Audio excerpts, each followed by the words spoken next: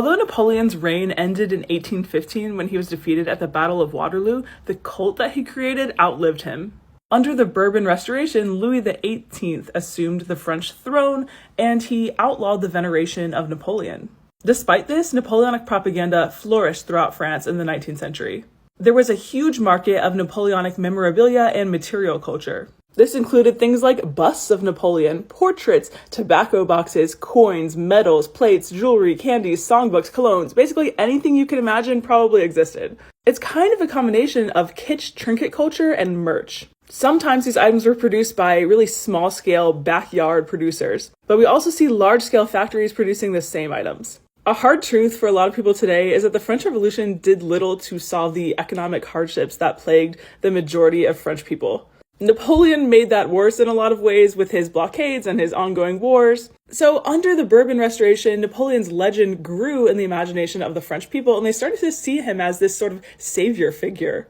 For years after his demise, he was sort of treated as this national saint, this source of hope for people that continued to endure immense hardship.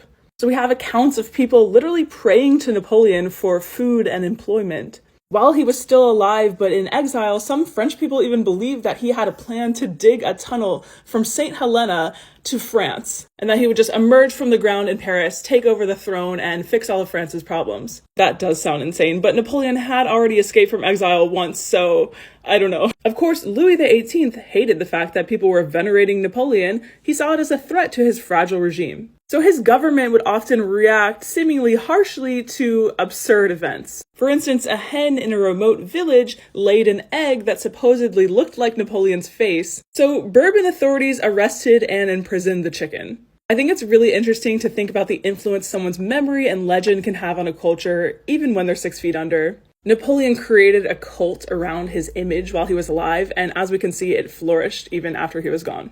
And people sort of twisted it to meet their own needs.